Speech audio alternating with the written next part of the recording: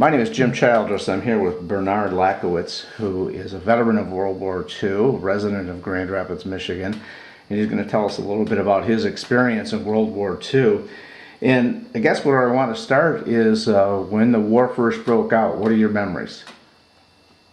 Well, we were young kids at that time, and we were down at St. Adalbert's playing pool, and that's the first time that we heard anything about the war.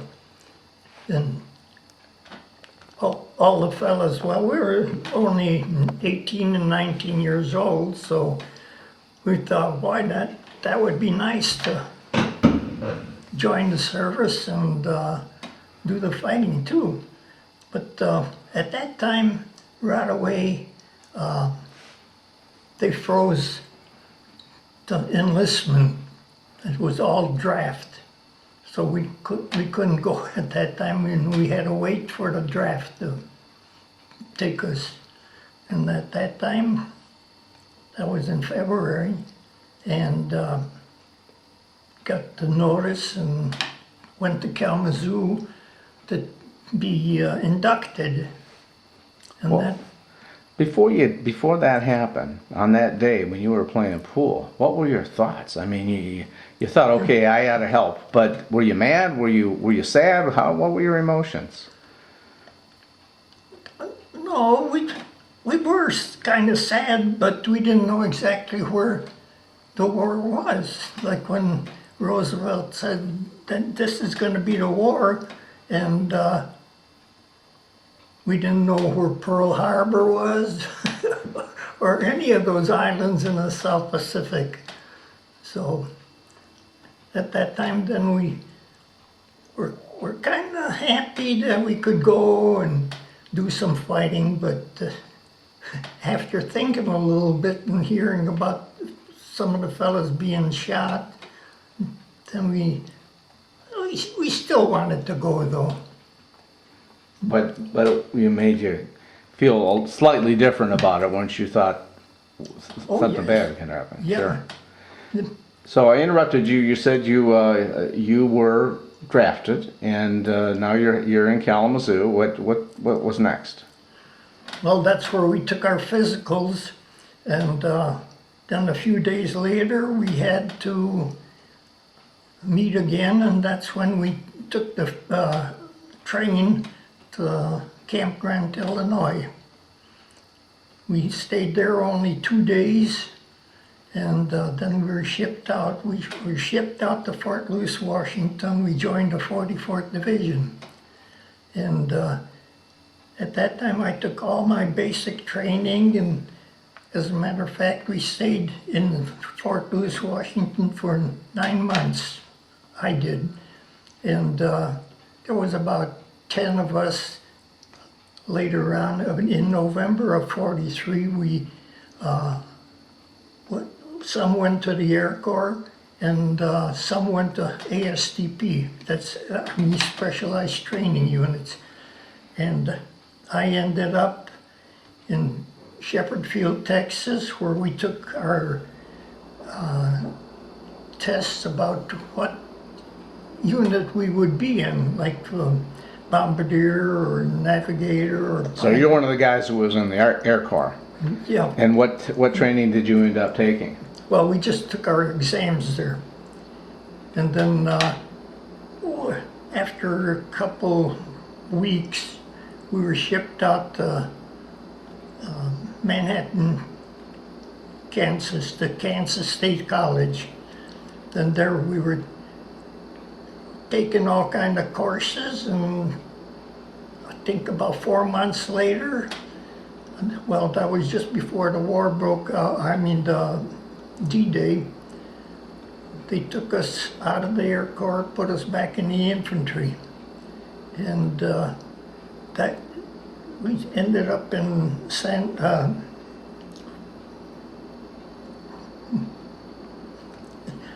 Where you went next after you left Kansas State, you're saying? Yeah, Fort Leonard Wood. That's where we took some more training, and I had to laugh because the the fellas that were there were regular Army. They broke up the regular 97 Division after maneuvers. And then they took us from Air Corps and ASTP and put they made 4 divisions out of it. And it turned out that those 3 divisions had the smartest guys in there. Yeah. And when we got to Fort Leonard Wood, it was on a Saturday. We took, they called us out and they wanted indoctrination there. And the guys were restless. Everybody was disgusted. So they called us out, formation. We're going to go get some information like that. And we had Sergeant Duck, his name was, and one of the fellas says, quack, quack. Uh-oh. The back of his neck turned red, and we thought that we were going to really catch heck. But he didn't say anything, and we were still restless, and all of a sudden a corporal that was with us in Kansas State College, he says, okay, you fellas, come on, let's snap to it and show them that we can march and go there. So called attention, we snapped to it, and we walked down there, and he was surprised, and he never made a remark about being a flyboys. Mm-hmm. So after we took the training there about 4 months, then we were shipped out to San Luis Obispo, California, where we took amphibious training. That part of the amphibious training was rubber rafts. Mm-hmm. About landing with rubber rafts. Then we were shipped to Camp Callan, California, where we took amphibious training off LCIs and off regular big ships. San Luis Obispo, where we took our training with life rafts. And after a few months, we went to Camp Callan, California, where we took training off ships, landing off a regular ship, and LCIs. So how to land on shore Yeah. So what did you think here? You've been trained as an aviator, as a bombardier, I believe. Is that right? Yeah, either bombardier or navigator. Okay, and now suddenly you're not doing either one. No, You're going to be because we've been part of an invading army. What did you think of that? We didn't like that. we wanted the safe unit, but I think after the war, we thought that we were pretty lucky because there was a lot of Air Force was shot down. So with our training, we were happy about that. And well, because we come out of it safe. We had few, I think 78 guys that were killed out of our division, and 400 something were wounded. And a division is about how many people? 165 in one company. Uh-huh. And there's, I think, 8 companies.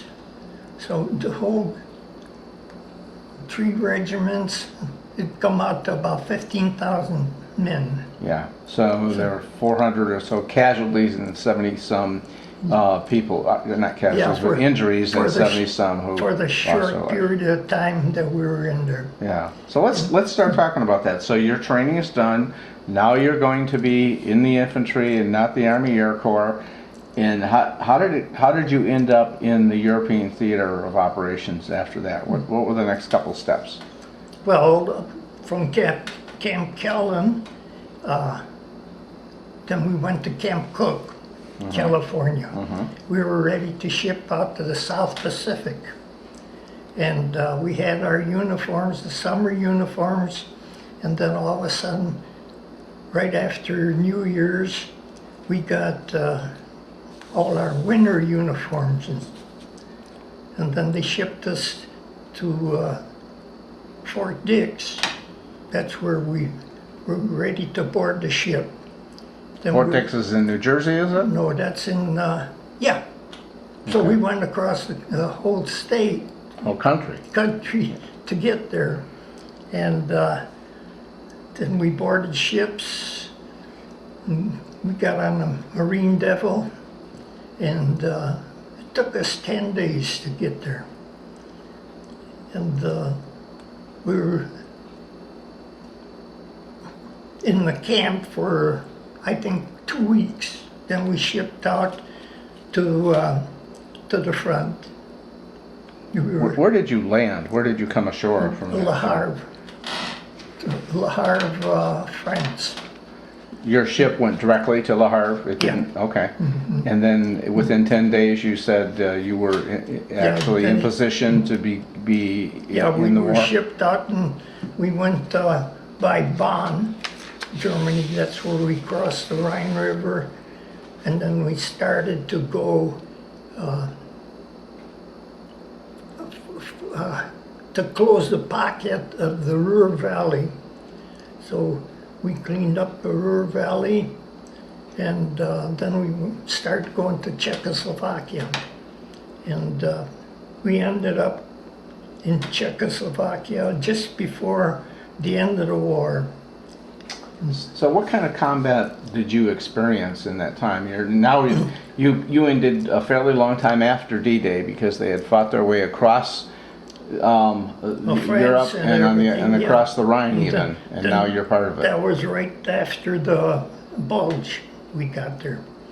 And, well, the fighting, it's hard to describe. And, Were you right on the front lines? Were you shooting and being shot at? yeah. Well, as a matter of fact, I was, well, we were coming up that one day and they says that we were surrounded. So they told us to dig in, to make foxholes and then stay there.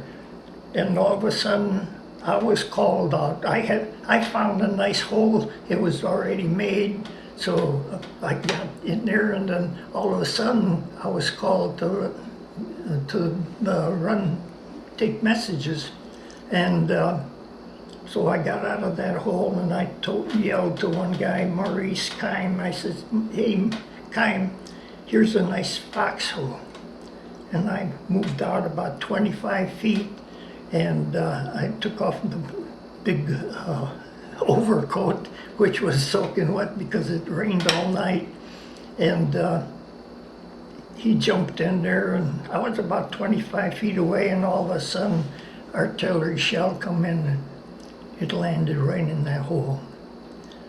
He was killed, and I was pretty lucky that squeaky that it was somebody else, not me.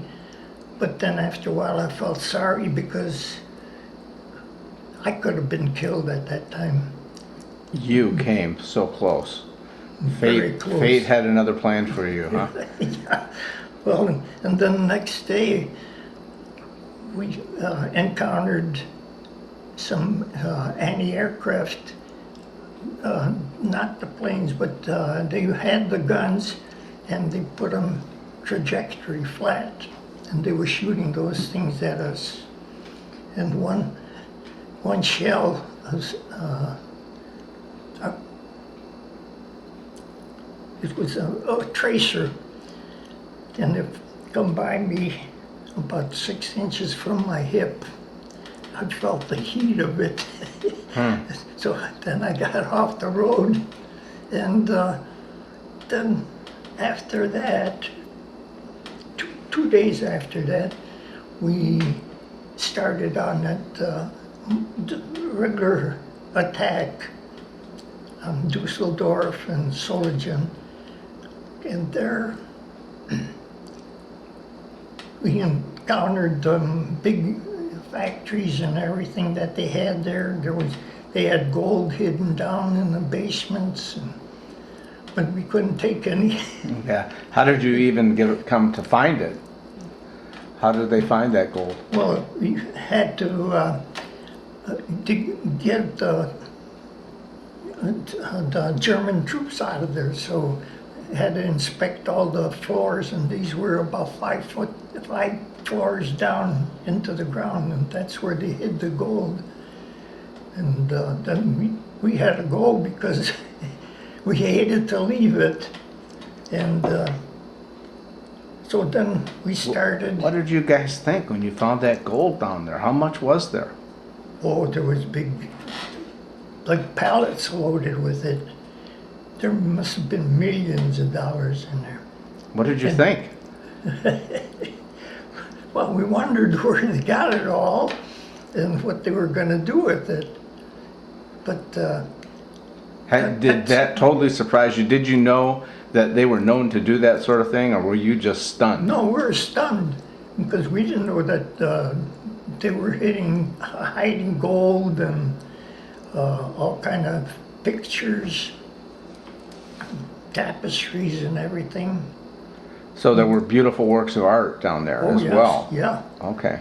And then we had to leave it. So did you take prisoners at that point in time? Oh yeah. What was that like? Well, it was kind of funny because it was everybody was giving up already, and they knew that the Russians were coming from the other side, so they were giving up. They were surrendering, and they were coming by hordes. We didn't know what to do with them, so we just had some other outfit take care of them, and then we went all the way to Czechoslovakia. What was your closest interaction with somebody who was a prisoner? Did any of them speak English? Did you talk to them? Did you personally take somebody into custody? Oh yeah, because I mean they were given up by the hundreds. What's your most vivid memory of that? Well, we were stunned because that many people were up what was happening. The war was over about. We just asked to move, break into Czechoslovakia. So you got told you were getting up, still shooting at you. Yeah. Feel like he shot at to be in terms of the other people you guys saw. Oh yeah. Actually, we weren't scared. Well, so get our solid. You did them. Yeah. Well, like with this, Oxygen, you get a time. So while I think about it, and about 5 years ago, one of the fellas wrote about kind being shot there, and that hit me. That night I couldn't sleep. I told my wife, I said, I can't sleep because I'm thinking about that. And that was already 40 years after he was shot. But then passed over, I think about him. It could have been me. And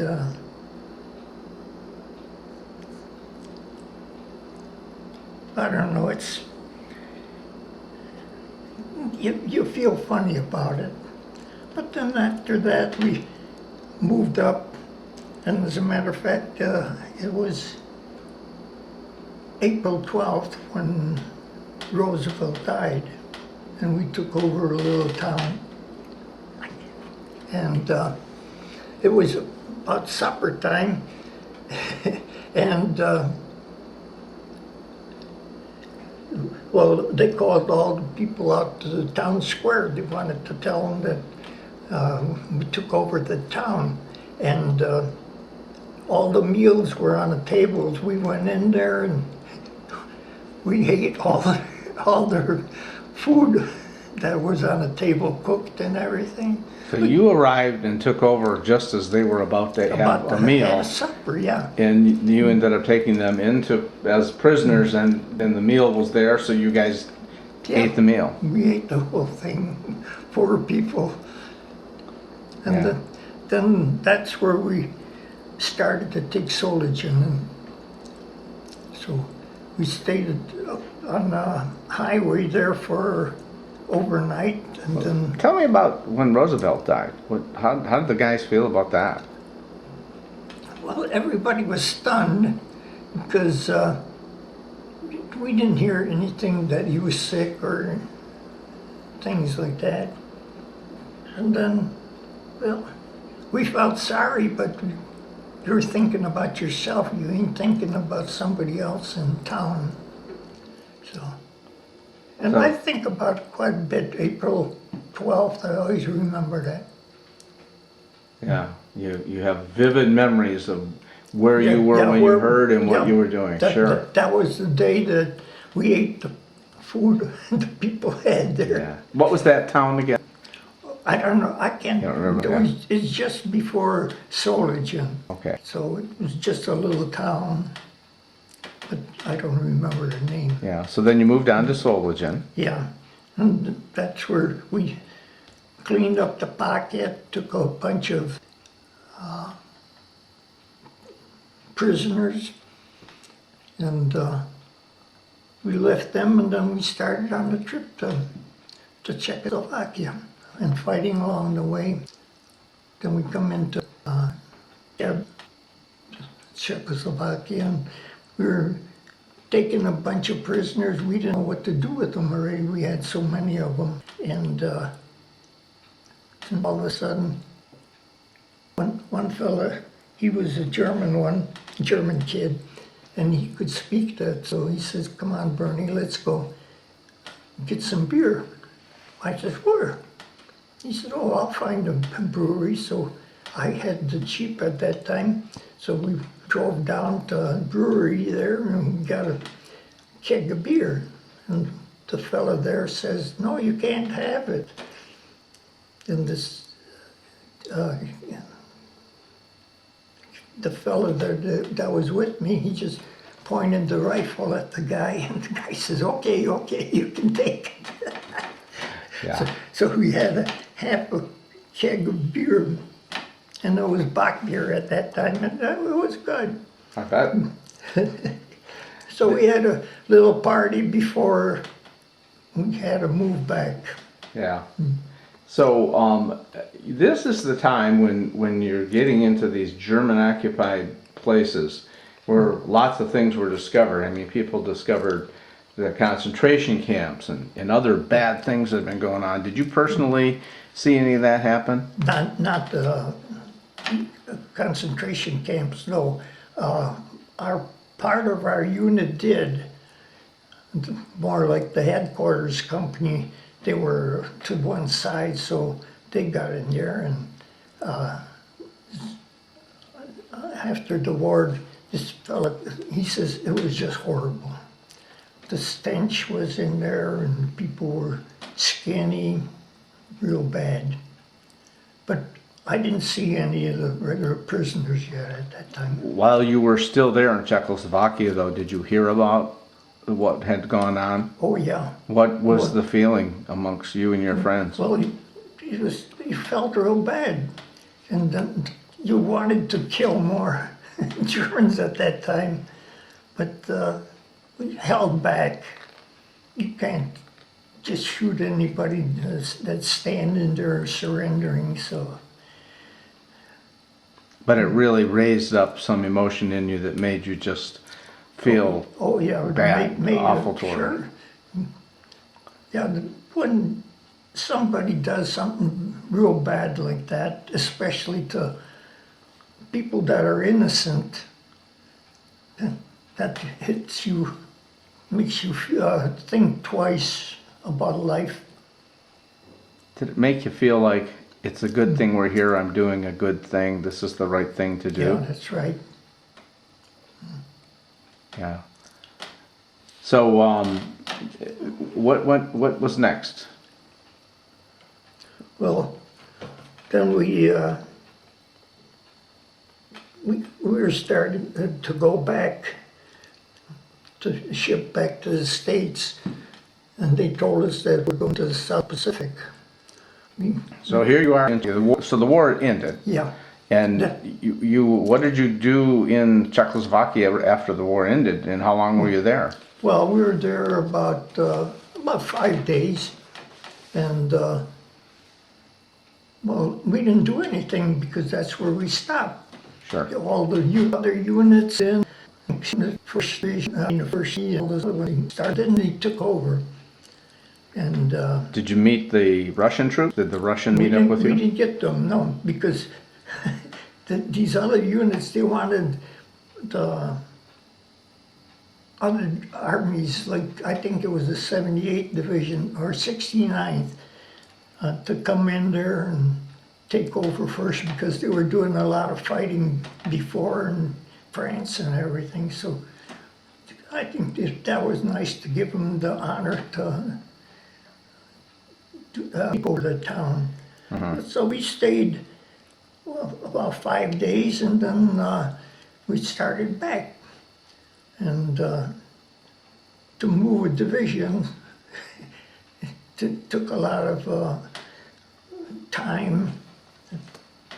And then we stayed in a little town inside of Germany, and on the border of Czechoslovakia and Germany. And we stayed there 2 days. Then we went all the way to Le Havre, France again. And on the way back, we were on a Marine Panther, and we landed in Boston. And you're headed, they told you, okay, you're going to the South Pacific. Yeah. What'd you think of that? Nobody liked it because we finished fighting there, and to go all the way over there.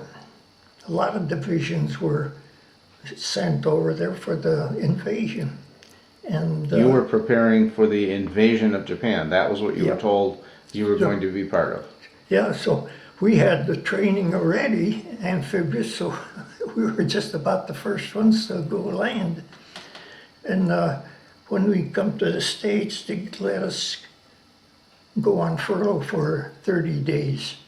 And then we come back to Camp Fort Bragg. So what was it like to be on furlough, knowing you're going back?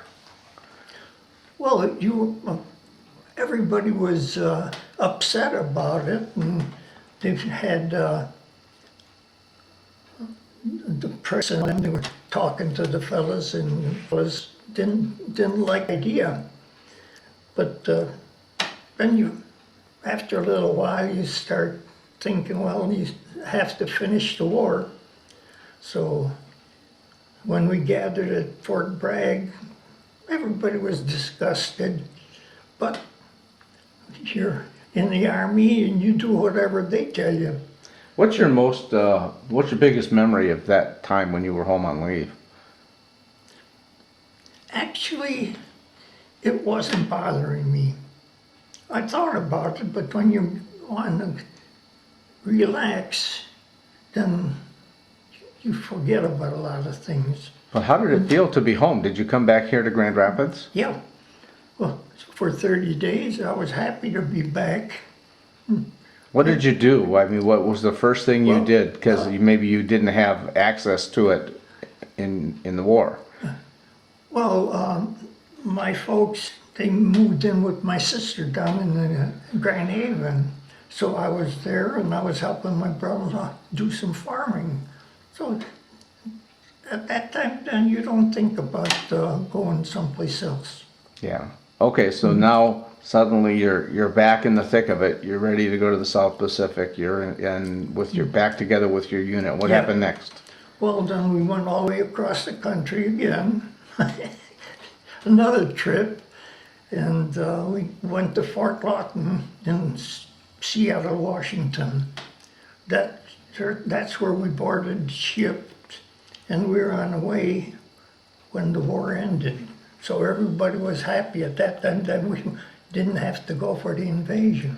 So you were actually on a ship on the Pacific, as far as you knew, headed to Japan to invade. Yeah, and that's where when we found out that the war ended there, and everybody was happy, joyful, and we stayed on that ship for 30 days. We were up there in the Philippines, but we only got off one time for about 4 or 5 hours. So you can imagine 15,000 guys on a great big ship. And then we finally come into Yokohama, Japan. This is after the surrender Yeah. and after the bomb had Yeah. been dropped. What were the thoughts about the bomb being dropped? Well, we didn't know too much about it. We just heard that it was an atomic bomb, but we didn't know what it was like or anything until we, come home already. And if some of the people talked to us, so there was Japanese people that were speaking to us. They were real friendly. So it was just some of them fanatics that were fighting all the time. And we were separated for a few months, and then we ended up in a camp, and that's where we stayed for, I think, a month and a half, and that's when I was shipped to MPs. So then you became one more chapter in your variable Yeah. career. You became a military policeman. Yeah. And what did you do there? You were still in Japan. Yeah, we were in one little town. They had geisha girls and all that, and we were on checkpoints a lot of times. On the road, we were inspecting trucks coming in and everything like that. And at night, we had to go out, keep the fellas away from the geisha houses or the house of ill repute. And after 2 months of that, we were starting to ship home. We were happy then, and we come back to Fort Lawton in Seattle, and then all the way across the country to Camp McCoy, Wisconsin, where I was discharged. I wonder, before we talk about life after you're discharged, I want to talk just slightly more about the people of Japan. So you had a chance to interact with them. You said most were friendly, some were fanatical. Tell me more about that. Well, the friendly ones, this one fella and myself were on guard duty watching fuel, gasoline and fuel oil. And at night, when some of the people try to sneak in there, so we felt sorry for them. So we'd give them about 5 gallons of gas or that. Nobody else knew about it, so they were happy. And there was one little kid, he was about 13, 14. He would become a real friendly. As a matter of fact, he brought me a sheet of paper with Japanese words and then American. And I still have it. Do you really? Yeah. Every once in a while I look at it. It makes me feel kind of happy, because I'm sort of that fellow was willing to talk to him at the checkpoint. So and some of the other ones, they come and they were trying to speak English, but you could understand a few words. And we didn't have actually any problem with them. So when they gave up, they gave up. They probably figured that a lot of them would have been killed anyway, because everything, they had all kind of equipment. Well, the rifles and that, but some of them had pitchforks, the farmers. It was going to be horrible. So you think it's a good thing it ended the way it did? Yes, I did. Okay, you were discharged in Wisconsin, so you made your way home at that point, or what? Oh yeah, just they give us the discharge papers and the allotment, and then asked us if we were okay, anything physical wrong and that, and to give us money to get home. I didn't wait around for it because we had to wait till the next day, so I hitchhiked home. I was anxious to get home, and I come home at night, and my parents were really happy to see me. Did they know you were going to walk in that door that day, or was it a surprise? It was a surprise because we couldn't get contact with them. At that time, it was pretty hard to get a long-distance call. And well, my brother was discharged, and he was home at that time already. And I still had one brother in Navy. My older brother, he was in Italy. So. How did they do? Were they both? Did they both make it home? Yeah, they both made it home. And tell me briefly about their service. The one in the Navy and the one who served in Italy. Actually, my brothers didn't talk about it. Well, one time my brother said that they were ready to go out on patrol at night, and one of the new rookies come up there and he says, "I want to go see the front." And my brother said, "Well, yeah, you can take my place." And they brought him back in a body bag. And my brother, I think it hit him real bad, and he didn't want to talk about the service at all. So Yeah. it would be, well, just about the same thing like this fella that I was supposed to be in that hole, and he died instead of I did. So my brother felt about the same way. But he's more sensitive, so that hit him hard. And you had a brother in the Navy too. Navy, he was on a LCI, but he went in just about at the end of the war because he was younger than myself. He's 3 years younger, so he didn't have to be drafted. Well, in other words, he wouldn't have had to go anyway because he was the only one left at home. But he chose to volunteer and join. Yeah. Yeah. Well, So, what was it like around your hometown when you came back? How did people treat you? What are your most vivid memories of those early days? well, when I come home on furlough, I went to the meat market, a grocery store, and I ordered a big steak, not a steak, well, roast. And there were 2 other women there. And they looked at me kind of funny because a big chunk of meat like that took a lot of points.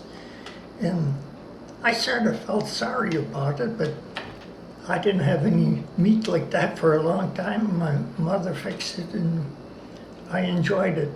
You had the privilege of ordering that because of you were in the military, or you had? Well, when you come home on furlough, you got a certain amount of points for food. Sure. Yeah. Sure. So Yeah. What were people when it was all over and you were back home? How did people treat you? just normal. Never had any problem or anybody asking about anything. Were they proud of you? Did they treat you good? Did they treat you special in any way? No. Just come home and just started life again. Do you think that was because there were just so many other guys in the same situation? Well, just about everybody in the whole neighborhood was in the service. So that was about normal. The only time we were happy is when we seen the other fellas. Yeah. Did you lose any friends, anybody you were close to growing up? Just one. He was in the Navy, and he was killed before any of the other fellas got in there. Yeah. So, and then he was about the only one. Well, one of the fellas, he was on a merchant marine. He was in the Navy, but on his ships, guard duty, and he was blown out of the water, but he made it home okay. So, tell me about briefly your life as it transpired over the course of the next 70 years. I mean, you married? Did you have a family? What kind of work did you do? Well, at first, I went back to the factory that I worked at, the Sector Products, and then I decided to take the test for the mail service, and I become a mailman after that for 27 years. And one funny thing about it, when I was in the service, I said, I'm not gonna get a job where I walk or anything. It ended up being a mailman. So you walked plenty. Yep, for 27 years. And did you marry? You married, I believe. Yeah, we got married in 47.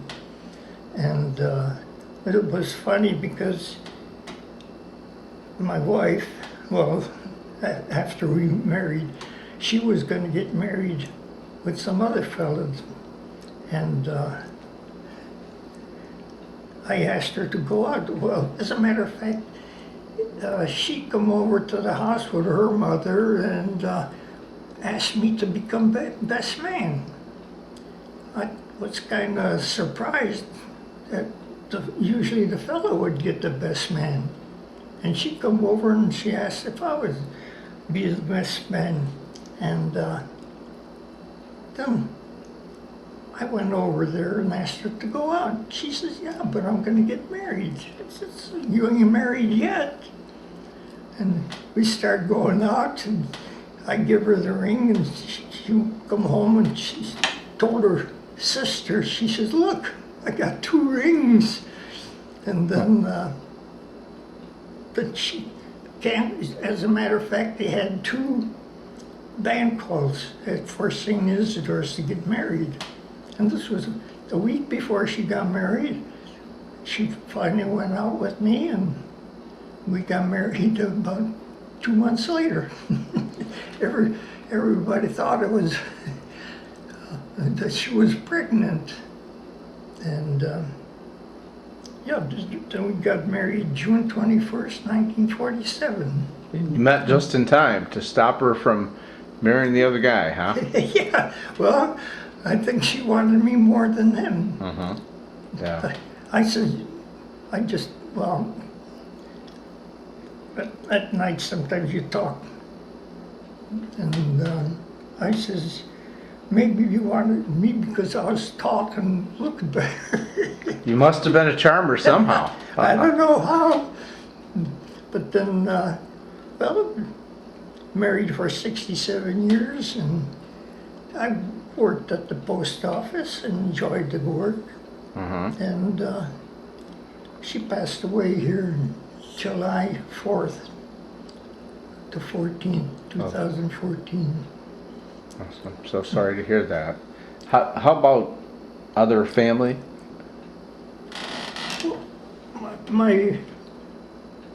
Everybody's passed away. I'm the only one that's left of the family. You mentioned that you got a picture of the men that you served with, and you've kept track of how many are still with us, and where does that stand today?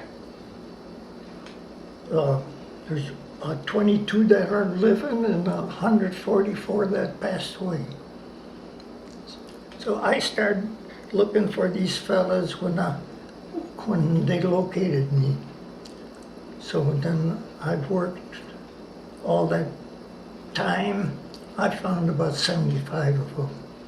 It's, like being in the post office, you sort of know about people. Like one thing about it, when I was carrying mail, I'd carry in this one unit, one route, and you got to know all the people.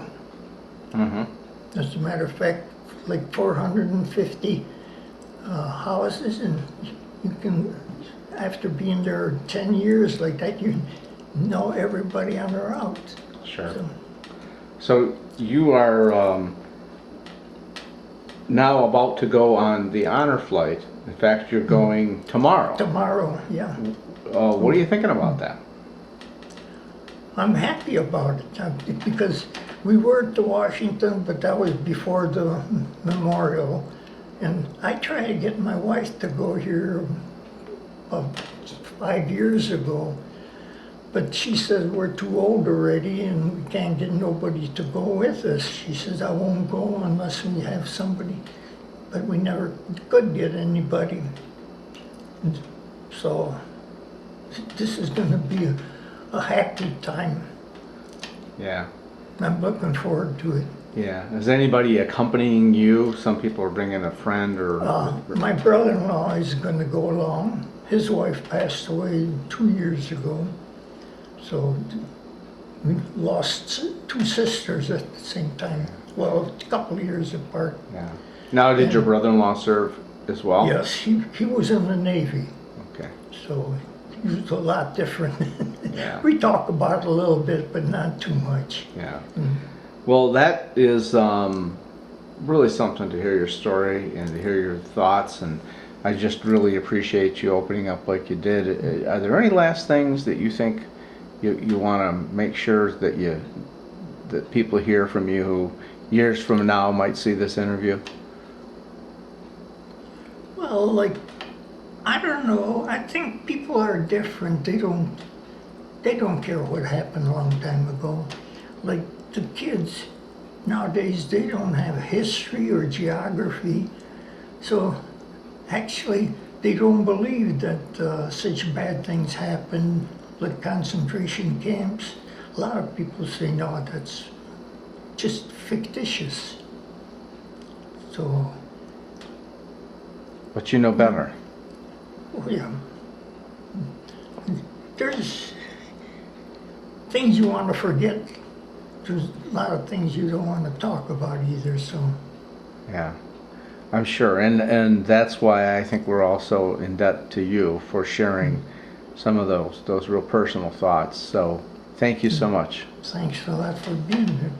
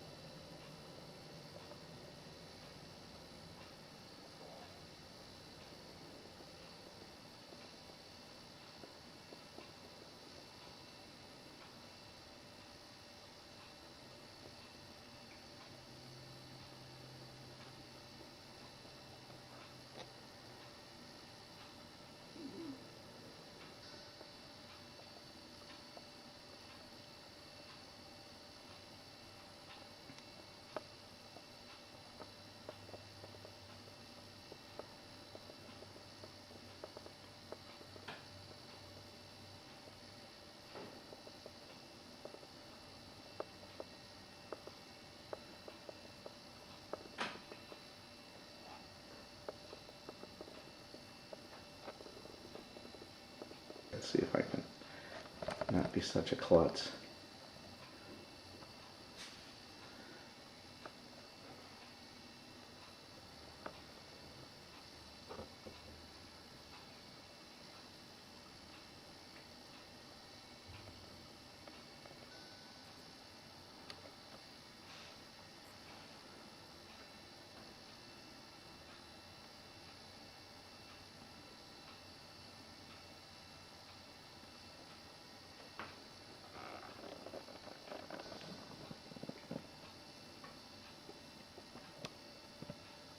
How long can you tape on it? Each tape is an hour.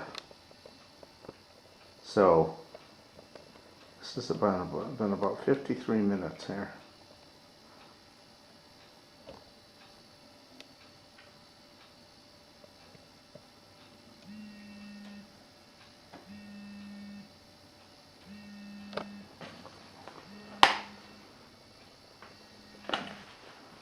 Somebody's trying to call me.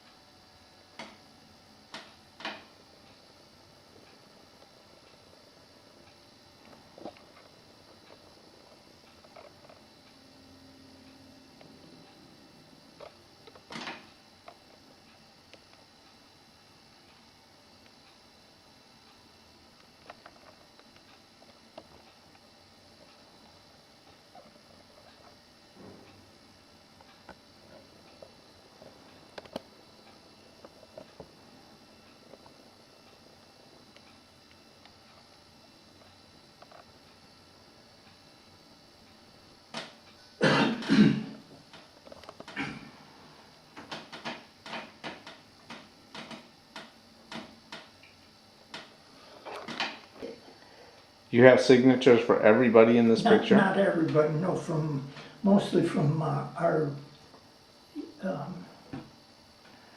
And who is this that we're looking at? Which group is this? would, This picture here is the That's same group that yeah. we were just looking at? Yeah, that's the same thing here. Yeah, okay.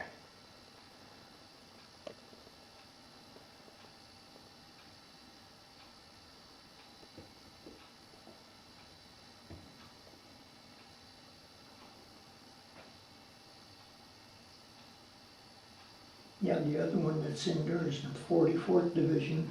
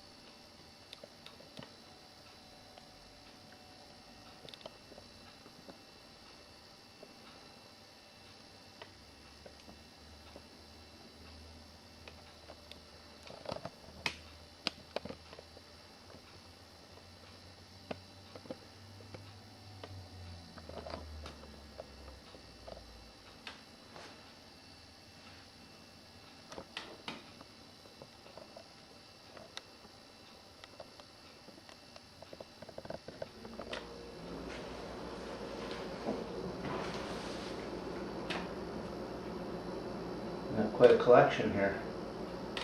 Nothing important.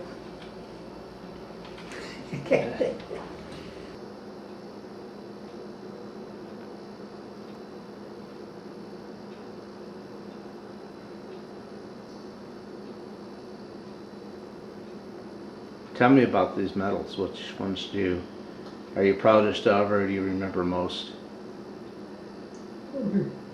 What you call the victory medal, and it's good conduct. The other one is the Pacific, I think, and then the brown one is European theater with 2 battle stars, and then American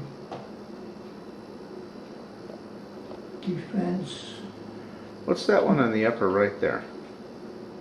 Upper right, that blue one, Yeah. that's my division patch. Okay. See, one on here.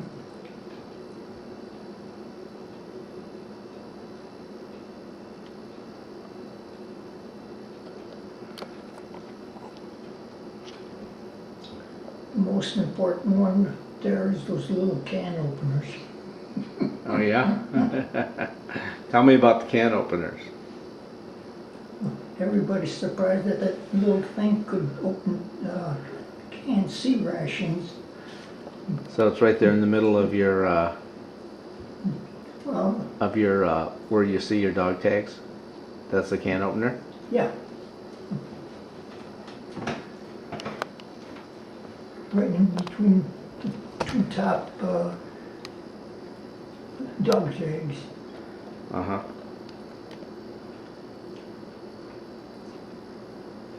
That one in the lower left-hand corner, that's the 44th Division that I was in first.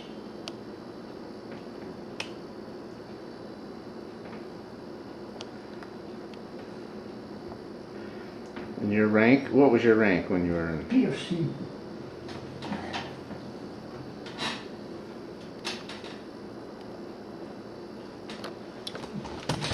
Poor civilian, I won't say the middle. My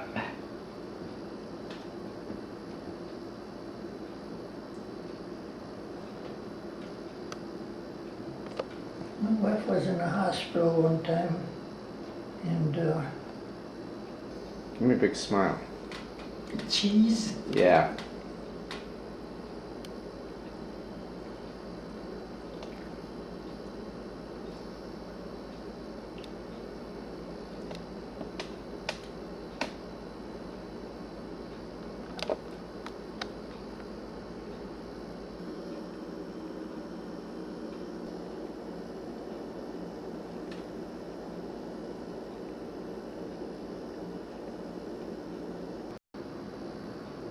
So there's no simple answer to that question. No.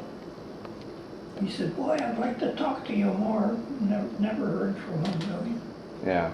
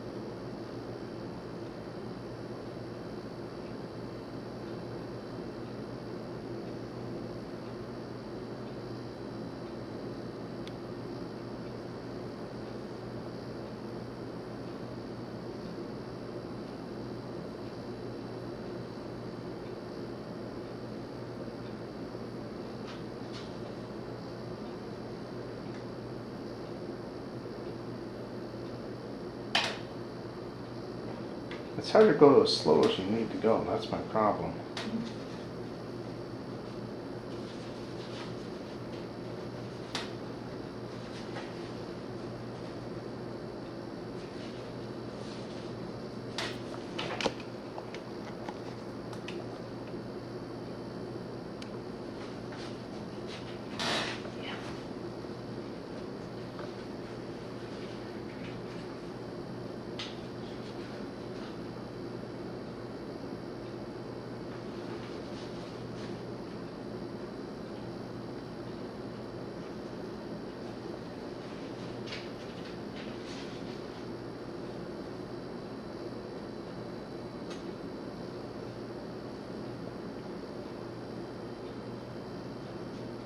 So did your dad serve in the military at all? Oh, my dad? Yeah. No, No, he was already 50, 60 years old. Yeah. No, I don't mean World War II, but I mean when he was a young no, man.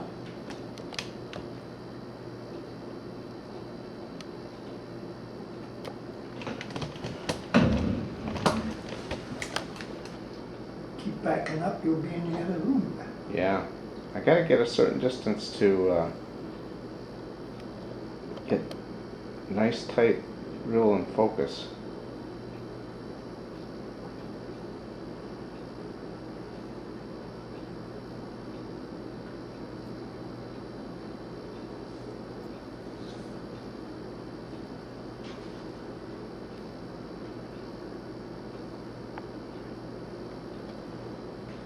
That's pretty cool that you took the time to make this little display. I like it.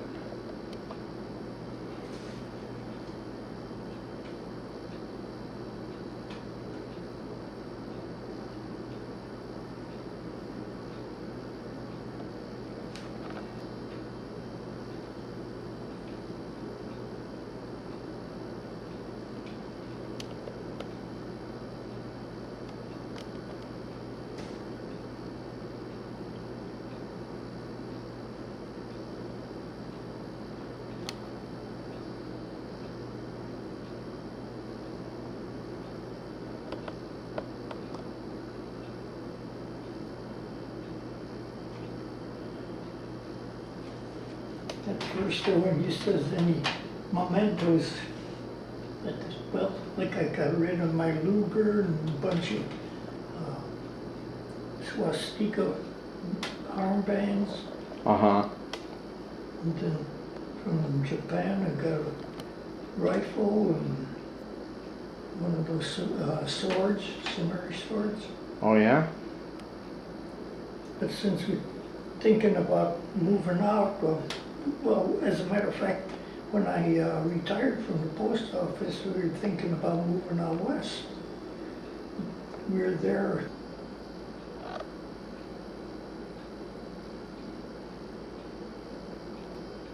It's May 15th, 2015, and could you tell us your name? My name is Bernard Lakowicz. Okay, and you understand this interview is going to be used by the Veterans History Project at Grand Valley State University. Yep. They're going to post it on their website, share it with the Library of Congress, and also perhaps the people who run the local public access television here in Grand Rapids. Are you you're comfortable with that, right? Oh yeah. Okay.